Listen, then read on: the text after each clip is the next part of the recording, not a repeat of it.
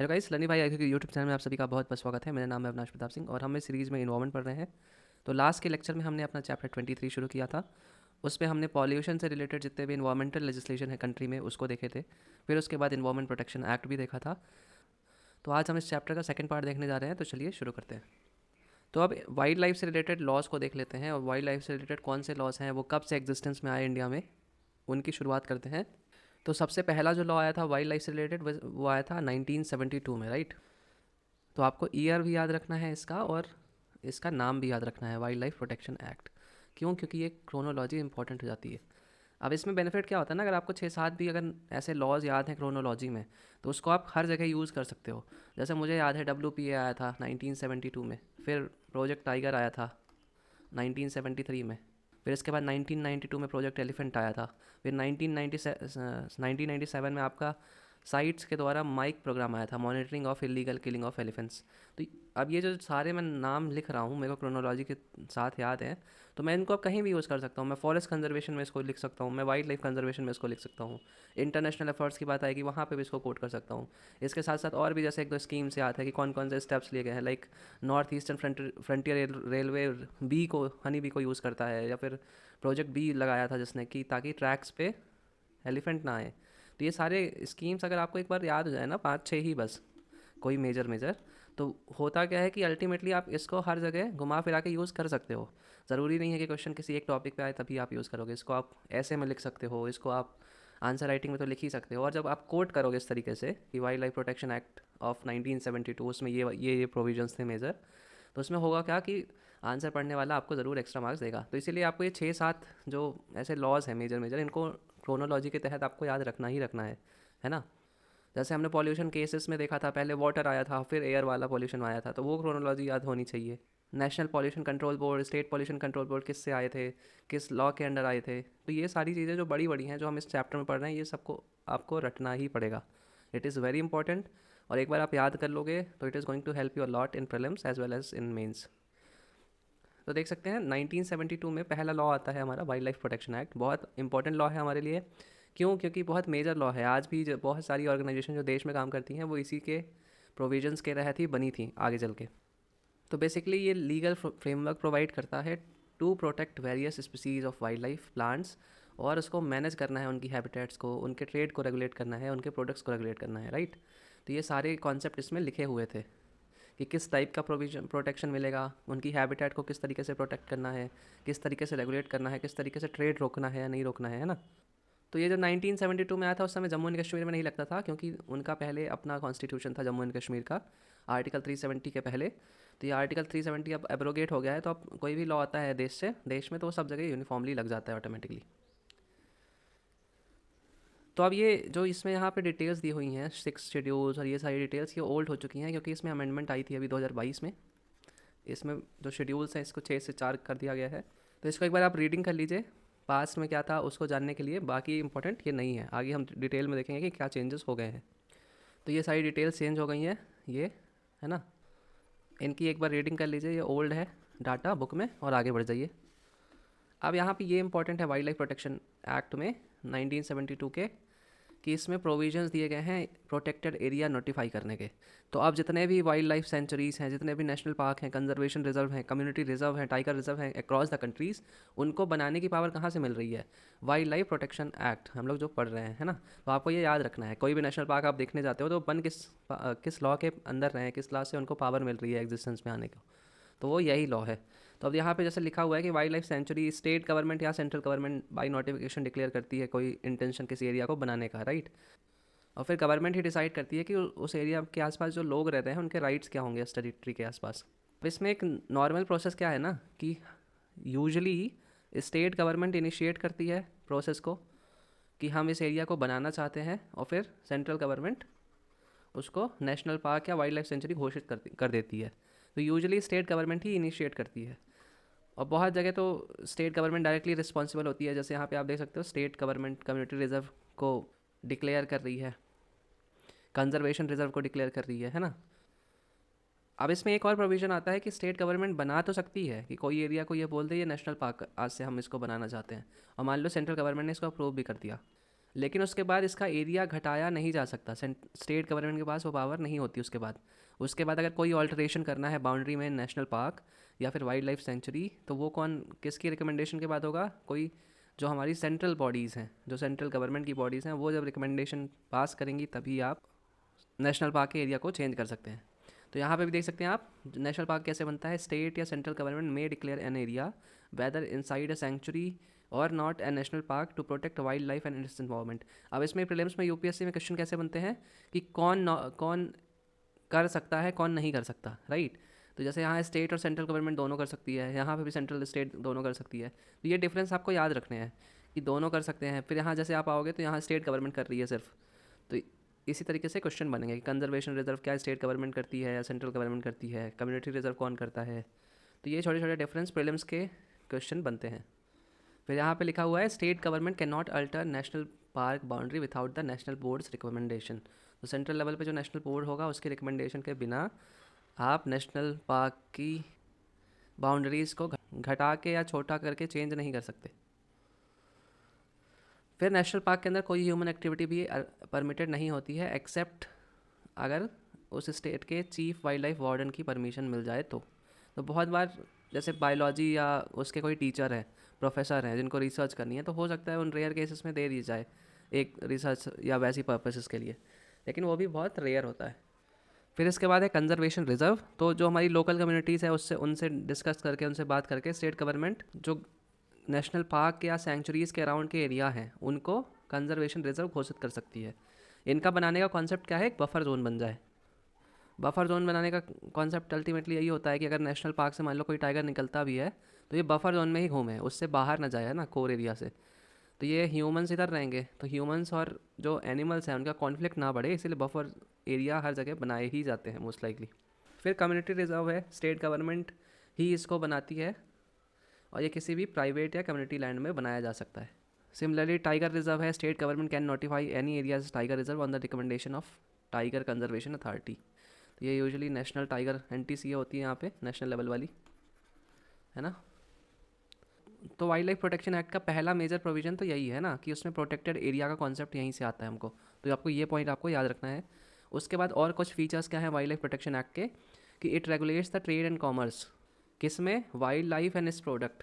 अब परमिट, इसमें परमिट का कॉन्सेप्ट है, लाइसेंसेस का कॉन्सेप्ट है ना, कि अंधाधुन कहीं पे कोई पेड़ ना काटे जाएं, अंधाधुन कहीं पे किसी जानवर को ना मारा जाए, इसलिए परमिट और लाइसेंसेस का कॉन्सेप्ट है कि इतना परमिट आपको दिया गया है, इतने पेड़ काट सकते हो आप, है ना, इतना किलिंग लाइसेंस है या हंटिंग लाइसेंस मिलता है बहुत लोगों को। तो बहुत वो लिमिटेड और केस बाय केस दिया जाता है कि कुछ एरिया में ज़्यादा है तो दे देंगे, अदरवाइज़ कम है तो नहीं देते किसी की पॉपुलेशन, राइट। फिर जो स्टेट गवर्नमेंट है वो चीफ वाइल्ड लाइफ वार्डन घोषित करती है। ये घोषित करने को किस में बोला गया है? इस एक्ट में बोला गया है।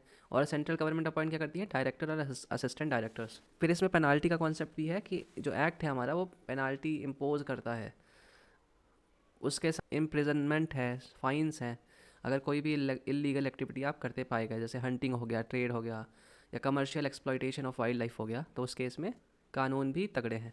अब देखते हैं कौन कौन सी बॉडीज़ बनी है under wild life protection act. ये इंपॉर्टेंट हो जाती है इन्फॉर्मेशन कि एटलीस्ट आपको नाम तो याद होना ही चाहिए, भले आप उसको डिटेल में ना जाने। हालांकि जितना अच्छा इस चैप्टर को पढ़ सकते हैं उतना बेटर होगा आपके लिए, तो it is up to you किस तरीके से पढ़ते हैं, बट एटलीस्ट बेयर मिनिमम तो यही है कि नाम जितनी बॉडीज़ हैं उनका याद रखिए कि कौन कौन सी बॉडीज़ बनी है अंडर WPA। सो बेसिकली हुआ क्या था, इंडिपेंडेंस के बाद से ही ना हमको, हमारी गवर्नमेंट को ये रियलाइज़ हुआ कि जो वाइल्ड लाइफ की पॉपुलेशन है क्रॉस इंडिया वो रैपिडली डिक्लाइन हो रही है ना। तो उसी टाइम पे जो प्राइम मिनिस्टर थे 1952 में ही उन्होंने Indian board of wild life की स्थापना कर दी थी। तो तब से ये बोर्ड चल रहा था, एक्ट कर रहा था, राइट। लेकिन उसके बाद ये रिप्लेस किससे हो जाता है? National board for wild Life. तो ये कब रिप्लेस हुआ है? Wild life protection amendment act of 2002। तो ये नई बॉडी बन गई, ये एक स्टैट्यूटरी बॉडी है। क्यों? क्योंकि इसको बनाने के प्रावधान इस एक्ट में थे, राइट, इसलिए स्टैट्यूटरी बॉडी हो गई। इसमें आज के टाइम पे कुल मिला के 45 मेम्बर्स हैं, है ना। तो यहाँ पे आप कुछ मेंबर्स देख सकते हो, इसके अलावा भी बहुत सारे एक्सपर्ट, सब्जेक्ट एक्सपर्ट होते हैं, ऑफिसर्स होते हैं जो मिल के कलेक्टिवली डिसीजंस लेते हैं। अब वो डिसीजंस कौन कौन से हैं? जैसे वाइल्ड लाइफ मैटर रिलेटेड है कोई, अगर नेशनल पार्क या सेंचुरीज़ के अराउंड है कोई भी मैटर हो गया तो वो रिव्यू करते हैं वाइल्ड लाइफ मैटर्स को। अगर आसपास कोई प्रोजेक्ट बनाना है उसकी परमिशन भी यहीं से देते हैं। यही जो बोर्ड है ये गवर्नमेंट ऑफ इंडिया को भी एडवाइस देता है या स्टेट गवर्नमेंट को भी एडवाइस देता है इन पॉलिसी मेकिंग। अब एडवाइस देने का लॉजिक क्या हुआ, जब सारे गवर्नमेंट के ही मेंबर इसमें बैठे हुए हैं, प्राइम मिनिस्टर ही खुद बैठे हुए हैं, तो सेंट्रल गवर्नमेंट को क्या एडवाइस देंगे। सो बेसिकली यहाँ डिसीजंस लिए जाएंगे और वही डिसीजन जाके फिर भेज दिया जाएगा गवर्नमेंट पे, गवर्नमेंट के ऑफिसर्स के पास, और बेसिकली वही वो डिसीजंस को फॉलो करते हुए लॉज को या पॉलिसीज़ को बनाएंगे। तो ये कॉन्सेप्ट कुल मिला के होता है। फिर जो national Board of wild life है ये एक status report on wild life भी रिलीज़ करता है हर 2 साल में एक बार, है ना। तो ये भी एक इम्पॉर्टेंट फैक्ट है। फिर no alteration of boundaries of national park and wild life sanctuary can be done without the approval of National Board of wild Life. तो ये भी इंपॉर्टेंट है। जैसे हमने देखा था कि state government wild life sanctuary को बना सकती है या नेशनल पार्क को भी बनाने की प्रोसेस इनिशिएट कर सकती है, लेकिन उसको चेंज करने को उसके बाद में पावर नहीं रहती उसके पास। फिर ये 2002 में जो अमेंडमेंट आई थी इसी के प्रोविजंस के तहत जैसे हमने नेशनल लेवल पे बनाया एक बोर्ड, उसी तरीके से स्टेट लेवल पे भी state board of wild life का फॉर्मेशन किया जा गया, है ना। उसके भी मेंबर्स यहाँ देख सकते हैं आप, चीफ मिनिस्टर खुद होते हैं चेयरपर्सन के तौर पे। फिर हर जगह से लोग होंगे, रिप्रेजेंटेटिव्स होते हैं, मिनिस्टर्स होते हैं, ऑफिसर्स होते हैं, आर्म फोर्सेस के ऑफिसर्स होते हैं। तो ये सारे ही अलग अलग टाइप के बहुत huge amount of experts are there. फिर state board of wild life के काम क्या हैं, तो जो भी एरिया प्रोटेक्टेड एरिया घोषित किए जाने हैं स्टेट में, उसका सिलेक्शन तो प्रोसेस शुरू तो स्टेट गवर्नमेंट ही करती है। तो ये डिसाइड कौन करता है, state board of wild life. फिर formulation of policy state level पे ये लोग करते हैं। शेड्यूल में अमेंडमेंट करना है, उससे रिलेटेड कोई टॉपिक है उस पर डिस्कशन होती है। फिर जो ट्राइब्स हमारी रह रही हैं या फिर आसपास के लोग रह रहे हैं नेशनल पार्क और वाइल्ड लाइफ सेंचुरी के, उनकी नीड्स को भी ध्यान में रखते हुए पॉलिसीज़ बनानी है। उसके अलावा अगर कोई स्टेट गवर्नमेंट ने इसको मैटर दिया है कि आप लोग इस पर डिसीज़न लीजिए, तो वो भी यहीं पे डिसीजन लिया जाता है। इसके बाद जो नेक्स्ट बॉडी है हमारी under wild life protection act of 1972, वो है सेंट्रल जू अथॉरिटी। तो ये बनी कब थी, एग्जिस्टेंस में कब आई थी, 1992 में, राइट। भले ये अंडर दिस प्रोविजन बनी है 1972 के वाइल्ड लाइफ प्रोटेक्शन एक्ट के अंदर, लेकिन इसका एग्जिस्टेंस कब आया था, 1992 में। और ये एक स्टैट्यूटरी बॉडी है। तो ये स्टैट्यूटरी बॉडी है कि नहीं है, ये इंपॉर्टेंट है। किस मिनिस्ट्री के अंदर आती है, ये इंपॉर्टेंट है प्रीलिम्स के पर्सपेक्टिव से। और ये डिटेल इंपॉर्टेंट है प्रीलिम्स के पर्सपेक्टिव से कि कौन कौन इसमें मेंबर है, चेयरपर्सन कौन होता है। तो यहाँ पे इन्वायरमेंट मिनिस्टर होते हैं सेंट्रल जू अथॉरिटी के चेयरपर्सन। इसके फंक्शंस क्या हैं, तो जू से रिलेटेड जितने भी डिसीजंस होते हैं ना कंट्री में, वो सारी सेंट्रल जू अथॉरिटी ही उस पर डिसीजंस लेती है। जैसे किसी जू को रिकॉग्नाइज़ करना या डी रिकॉग्नाइज़ करना, किसी जू को रेगुलेट करना कंट्री में, फिर मिनिमम स्टैंडर्ड सेट करना, हाउस कीपिंग, अप कीपिंग या वेटनरी केयर ऑफ जू एनिमल्स। फिर जो नेशनल या इंटरनेशनल एनिमल एक्सचेंजेस होते हैं जूज़ के बीच में जानवरों के, उनके लिए रूल्स बनाना। फिर कैप्टिव ब्रीडिंग किस जूस की, किन जानवरों की करानी है जूस के अंदर, वो भी यही लोग डिसाइड करते हैं। और किस जू को ये रिस्पॉन्सिबिलिटी दी जाएगी कि आप लोग यहाँ कैप्टिव ब्रीडिंग कराएंगे, तो वो भी यहीं से डिसीजन सारे लिए जाते हैं। इसके बाद है नेशनल टाइगर कंजर्वेशन अथॉरिटी। तो ये दिसंबर 2005 में बनी थी under the provision of wild life protection act of 1972। तो NTCA के अंदर ही प्रोजेक्ट टाइगर चलता है। Project Tiger has been very successful in our country. फिर जो हमारी स्टेट गवर्नमेंट है वो टाइगर रिजर्व भी बना सकती है अपनी अपने स्टेट्स में on the advice of NTCA। NTCA का चेयरपर्सन कौन होता है, minister in charge of ministry of Environment Forest and Climate change. तो इन्वायरमेंट मिनिस्ट्री के जो इन्वायरमेंट मिनिस्टर होते हैं हमारे, वो चेयरपर्सन होते हैं। उसके साथ साथ एक मिनिस्टर ऑफ स्टेट भी होते हैं इन्वायरमेंट मिनिस्ट्री में, वो वाइस चेयरपर्सन है इसके, है ना। तो इसमें आपको 3-4 बातें क्या इंपॉर्टेंट याद रखनी है। कौन सी बॉडी है, एक स्टैट्यूटरी बॉडी है, कौन सी मिनिस्ट्री इसके अंदर आती है, ministry of Environment Forest and Climate change के अंदर।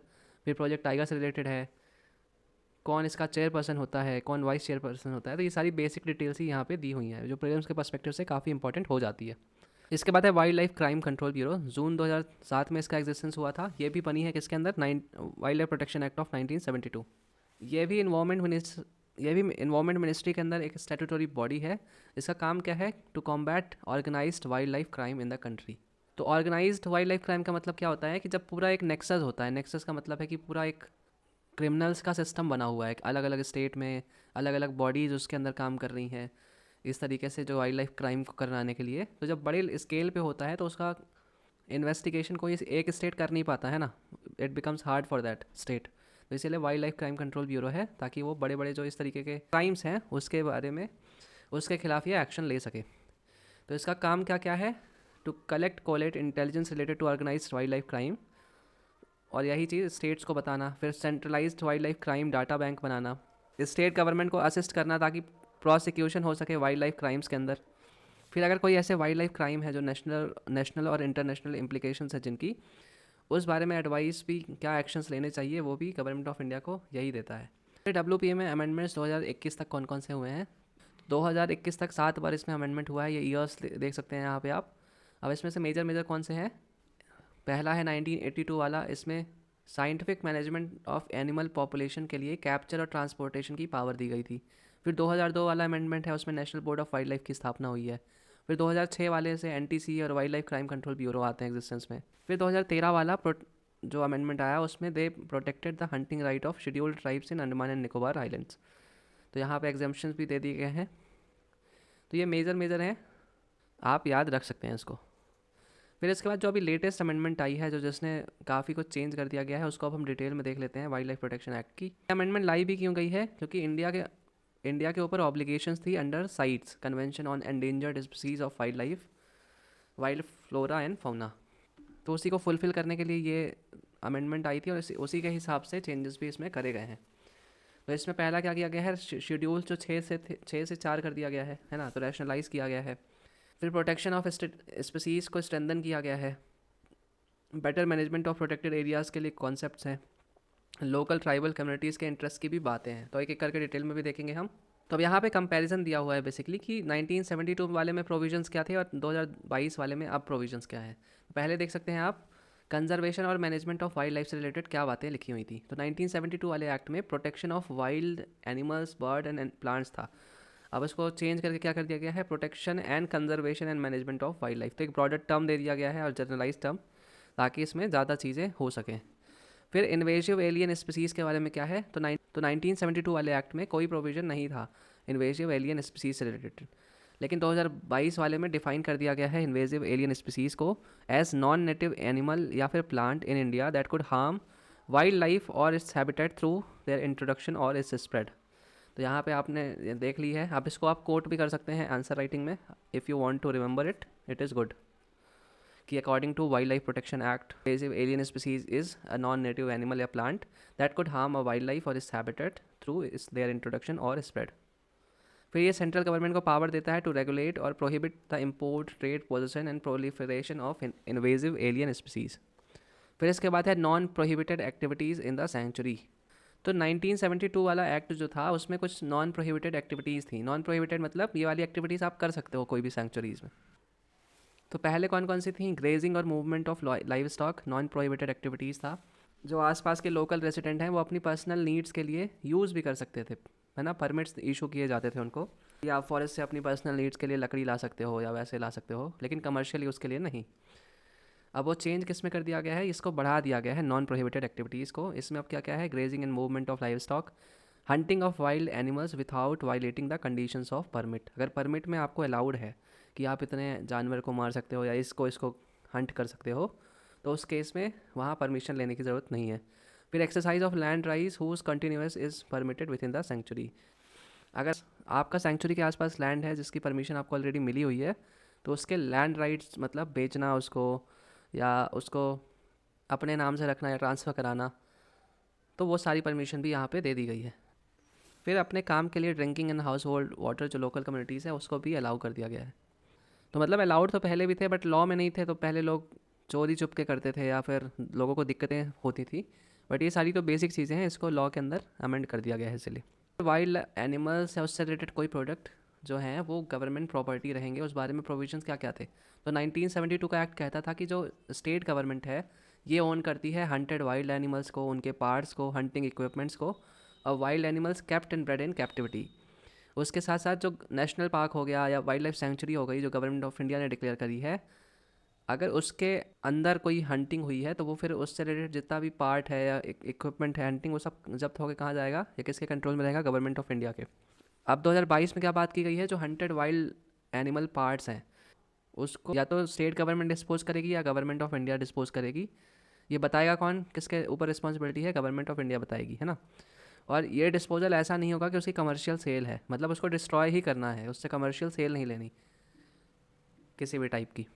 फिर अगर कोई ऐसा एनिमल है जो वाइल्ड लाइफ में हम इसको रिलीज़ नहीं कर सकते नेचुरल हैबिटेट में, तो स्टेट गवर्नमेंट की रिस्पॉन्सिबिलिटी होती है कि उसकी केयर करे और किसी जू में या फिर किसी रेस्क्यू सेंटर के अंदर। तो ये सारे डिफरेंसेस हैं। फिर regulation of transfer of animal, तो सो जो हमारा WPA 1972 था, उसमें a person with certificate of ownership for a captive animal और animal article can not sell या offer them for commercial purpose. तो पहले ये प्रोविज़न था कि अगर किसी के पास ओनरशिप है, सपोज किसी के पास हाथी है ना, तो वो उसको बेच नहीं सकता कमर्शियल पर्पसेस के लिए। इसमें एग्जाम्पशंस क्या थे? टेल फिदर्स ऑफ पिकॉक, मतलब पिकॉक जो हमारे मोर होते हैं उसके पंख, उसको बेच सकते थे आप। या फिर transfer of captive animals from recognize zoos, या फिर among zoos and public museums. अब 2022 वाले एक्ट में क्या बोला गया है? It allows people with valid certificate of ownership to transfer या transport captive elephant for religious and other purposes, है ना। तो ये भी एक एक्स्ट्रा परमिशन दे दी गई है। ये वाली भी परमिशन एग्जिस्ट करती है, इसको ख़त्म नहीं किया गया है। ये जो कंपैरिजन दिया गया है, पुराना वाला तभी एग्जिस्टेंस में नहीं रहेगा जब उससे रिलेटेड कोई नई बात आ गई है ना। बाकी ये सारे प्रोविजन एग्जिस्टेंस में रहेंगे, क्योंकि ये दोनों अलग अलग है ना। तो ये वाला तो पहले ही परमिशन था, इसको और ऐड कर दिया गया है। हालांकि इस प्रोविजन का क्रिटिसिज्म भी किया गया है, क्योंकि डाइल्यूशन ऑफ एलिफेंट प्रोटेक्शन, बहुत सारे जो ग्रुप हैं एलिफेंट्स के केयर की बात करते हैं, वो बोलते हैं एलिफेंट प्रोटेक्शन को आपने डाइल्यूट कर दिया गया है, क्योंकि यहाँ पे आपने अदर पर्पस लिख दिया है। अब अदर पर्पस का लोग कुछ भी मतलब निकाल सकते हैं, है ना, उसको मिस यूज़ भी किया जा सकता है, तो इसीलिए क्रिटिसिज्म भी उसका है। हालांकि अभी भी आप कमर्शियल पर्पसेस के लिए उसको बेच नहीं सकते एलिफेंट को, क्योंकि वो परमिशन नहीं मिली है आपको। आप उसको मंदिरों में यूज़ कर सकते हैं, रिलीजियस पर्पस, जैसे इंडिया में यूज़ होते ही हैं एलिफेंट्स। साउथ इंडिया में भी बहुत ज़्यादा फेमस है ये प्रैक्टिसेस। तो उसको एक लॉ के थ्रू परमिशन दे दी गई है। फिर यहाँ साइट्स के अंदर ऑब्लिगेशंस क्या क्या थे, वो सारी बातें लिखी हुई हैं गवर्नमेंट के अंदर। तो साइट्स के अंदर ये प्रोविजन था कि मैनेजमेंट अथॉरिटी बनानी पड़ेगी, साइंटिफिक अथॉरिटी बनानी पड़ेगी, उनके काम क्या रहेंगे, तो ये सारा यहाँ पे लिखा हुआ है ना। एक बार आप इसको रीडिंग कर लेना, उतना कोई खास इंपॉर्टेंट नहीं है। फिर शेड्यूल्स का रैशनलाइजेशन, जैसे मैंने बताया कि पहले 6 शेड्यूल होते थे, ये सारे शेड्यूल थे पहले, अब इनको रिड्यूस करके 4 कर दिया गया है। तो यहाँ पे चारों शेड्यूल देख सकते हैं आप। शेड्यूल 1 किस बारे में है? It is about animal species that receive highest level of protection. इसी में क्रिटिकली एंडेंजर्ड स्पीसीज होंगी। फिर शेड्यूल 2 में ऐसे एनिमल हैं that receive a lower level of protection. Schedule 3 is about plant species, तो इसको आपको याद रखना है। Schedule 4 is about specimens listed in the appendices under the sites. तो साइट्स में जितने भी एनिमल्स लिस्टेड हैं वो शेड्यूल 4 के पार्ट हैं। तो ये नया डाटा है, इसी को याद रखना है आपको, यही नया WPA प्रोविज़न है। इस अमेंडमेंट के भी क्रिटिसिज्म यहाँ पे आपको लिखे हुए हैं, एक बार आपको इसको रीड करना है ना, और समझ लेना है। बाकी ये इतना डिटेल में इंपॉर्टेंट है नहीं, क्योंकि 2022 की न्यूज़ है, तो बहुत हाईली अनलाइकली है कि 2025 में इतना डिटेल में जाके या क्रिटिसिज्म से रिलेटेड कोई क्वेश्चन उसमें पूछा जाए। फिर यहाँ सारे प्रोविजंस आपको पढ़ लेने हैं एक बार, ये रीडिंग कर लीजिए, इंपॉर्टेंट नहीं है।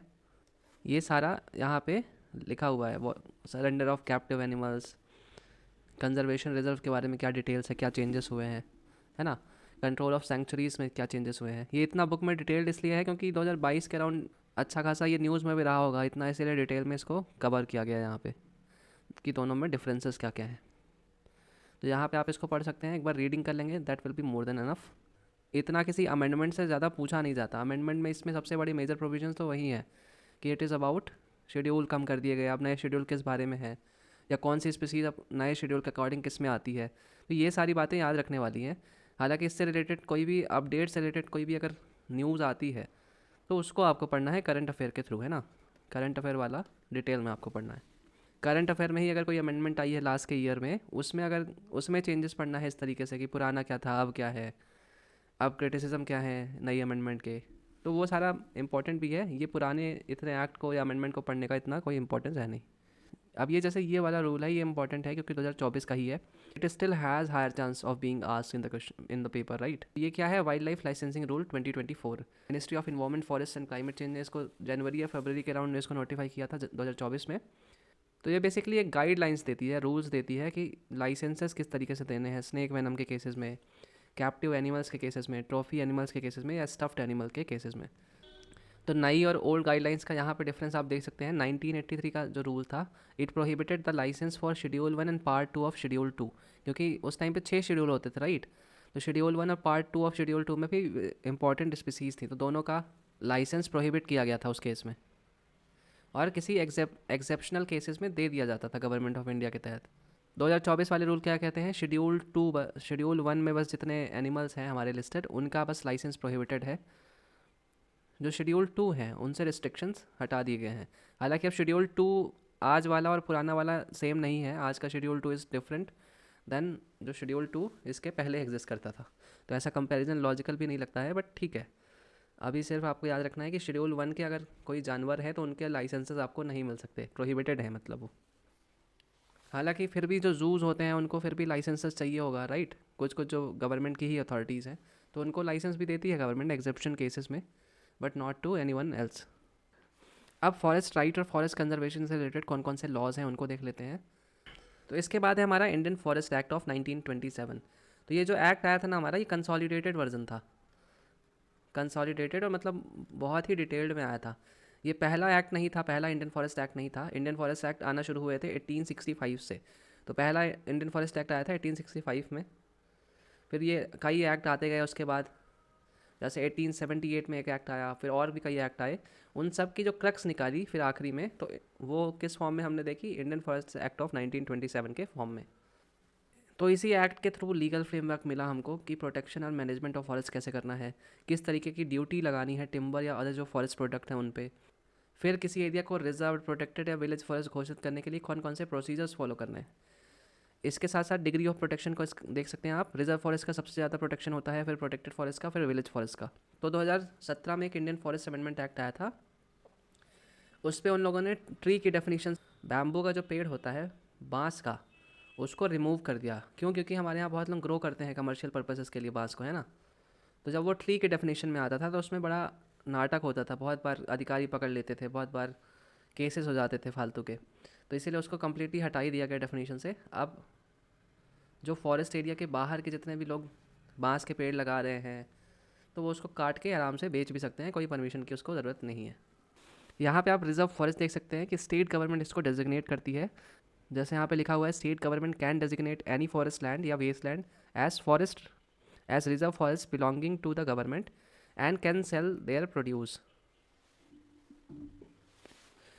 बट ये घोषित करने से पहले एक फॉरेस्ट सेटलमेंट ऑफिसर बनाया जाता है। ये इंक्वायर करेगा जो क्लेम्स होंगे लोकल रेसिडेंट्स के, उनको सेटल करते हैं ना। तो रिजर्व फॉरेस्ट में सारी एक्टिविटीज़ प्रोहिबिटेड होती हैं अनलेस परमिटेड, मतलब अगर स्पेसिफिकली परमिशन मिली है तो ठीक है, otherwise every activity is prohibited. इसके बाद प्रोटेक्टेड फॉरेस्ट होता है हमारा। तो state government may constitute any forest land या waste land not included in reserve forest as protected forest. ये भी दो काइंड के होते हैं, डिमार्केटेड प्रोटेक्टेड फॉरेस्ट और अनडिमार्केटेड प्रोटेक्टेड फॉरेस्ट। इसमें अंतर क्या है, इसके अंदर सारी एक्टिविटीज़ परमिटेड होती हैं अनलेस प्रोहिबिटेड, मतलब अगर कुछ बोला गया है कि इसको आपको नहीं करना है तो ही बैन है, अदरवाइज़ यहाँ पे अलाउड होती है।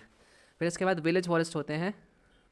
तो अगर कोई गवर्नमेंट का लैंड है किसी भी गांव में जिसको लोग वहाँ के यूज़ करते हैं, तो उसको गवर्नमेंट, जो स्टेट गवर्नमेंट है, रिजर्व फॉरेस्ट की तरह डेजिग्नेट कर सकती है वहाँ के गांव वालों के लिए। अब क्रिटिसिज्म क्या है, जो इंडियन फॉरेस्ट एक्ट 1927 का था, इसका मेनली पर्पस क्या था, ब्रिटिश के इंटरेस्ट को सर्व करना, जो हमारे ट्राइबल को छीन के स्टेट का कंट्रोल कर लेना उन फॉरेस्ट पे, राइट। वहाँ से जितना टिम्बर होता था, जितना प्रोड्यूस होता था, वो सब एक सोर्स था, की रेवेन्यू सोर्स था गवर्नमेंट के लिए, जो ब्रिटिश गवर्नमेंट थी। हालांकि जब यही लॉज आज़ादी के बाद भी चेंज नहीं हुए, तो वही क्रिटिसिज्म होता है कि हमारी खुद की गवर्नमेंट क्या कर रही है। फिर इसके बाद जो नेक्स्ट एक्ट है हमारा, फॉरेस्ट कंजर्वेशन एक्ट ऑफ 1980 है। तो ये बनाया किस लिए गया था, जो इंडिया के फॉरेस्ट हैं और उनसे जो निकलने वाले रिसोर्सेज हैं, उनको इंडस्ट्रीज़ भी निकाल रही हैं वहाँ से रिसोर्सेज फॉरेस्ट से, है ना। जैसे माइंस हो गई या टिम्बर्स हो गए या कुछ भी और प्रोड्यूस निकल रहा है फॉरेस्ट से। उसके साथ साथ जो आसपास की कम्युनिटीज़ हैं वो भी वहाँ से रिसोर्सेज निकाल रही हैं। तो उन सब चीज़ों को रेगुलेट करने के लिए forest conservation act of 1980 was brought. तो इसमें भी 4 कैटेगरीज ऑफ फॉरेस्ट हैं जो डील करता है, reserve forest, village forest, protected forest और प्राइवेट फॉरेस्ट। इसके फीचर्स क्या क्या हैं फॉरेस्ट कंजर्वेशन एक्ट ऑफ 1980 के। इसमें रिस्ट्रिक्शंस लगा दिया गया था डी रिजर्वेशन में, कि सपोज़ करिए इतना बड़ा पहले एरिया फॉरेस्ट बनाया गया स्टेट गवर्नमेंट के द्वारा, है ना। लेकिन कल को वो लोग डिसाइड करते हैं कि धीरे धीरे एरिया कम करते जा रहे हैं, तो इसीलिए रिस्ट्रिक्ट कर दिया गया स्टेट को कि आप लोग इसको डी रिजर्व नहीं कर सकते। मतलब ये जो रिजर्व है एरिया फॉरेस्ट कंजर्वेशन के लिए, ये इतना ही रहेगा except without permission from central government. अगर सेंट्रल गवर्नमेंट फिर अलाउ कर देती है तो आप कर लीजिए उसको, लेकिन अपने मनमानी तरीके से इसको नहीं कर सकते। कि फॉरेस्ट का लैंड चाहिए आपको, तो ये पूरा यहाँ का फॉरेस्ट काट के एग्रीकल्चर पर्पज़ के लिए फील्ड बना दिया, कुछ और करने लगे, इंडस्ट्री बना दी। फिर दूसरा फीचर क्या था, appeal to National Green Tribunal. तो अगर कोई भी व्यक्ति परेशान है स्टेट गवर्नमेंट या उसकी अथॉरिटी से, तो वो जाके अपील कर सकता है एनजीटी के अंदर। फिर इस एक्ट में कॉन्स्टिट्यूशन ऑफ एडवाइजरी कमेटी की पावर दी गई कि सेंट्रल गवर्नमेंट इस तरीके की कमेटी बना सकती है to advise government regarding forest conservation. फिर पेनाल्टीज़ का प्रोविजंस इसमें था। फिर पावर टू मेक रूल्स दे दी गई किसको, सेंट्रल गवर्नमेंट को, कि इस जो एक्ट में चीज़ें लिखी गई हैं इसको इम्प्लीमेंट कराने के लिए central government can make rules. तो अब इसमें कई सारे रूल्स बनाए जा सकते हैं।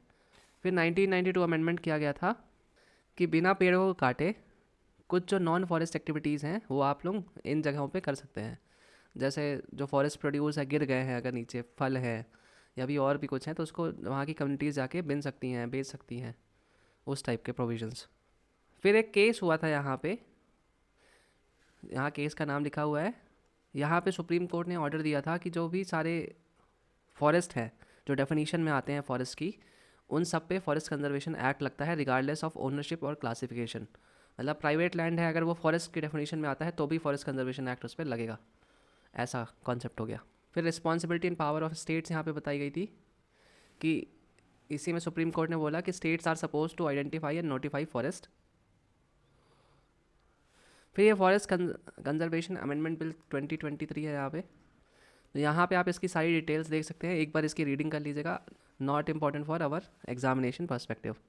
तो ये सारी जो डिटेल आई है उसमें सब डिटेल में लिखा हुआ है, ये आपको सबको एक रीडिंग कर लेनी है इसको, क्या क्या प्रोविजंस हैं, क्या क्या मेजर अंतर है और क्रिटिसिज्म क्या क्या है। हालांकि याद नहीं रखना है, रीडिंग करके एक बार अंडरस्टैंडिंग कर लीजिए, है ना, that will be more than enough. तो पार्ट 2 में हमारे यहीं तक था। Thank you for watching the video, like और सब्सक्राइब कर लीजिए ताकि जब नेक्स्ट वीडियो आए उसके नोटिफिकेशन आपको ईजिली मिल जाए। Thank you.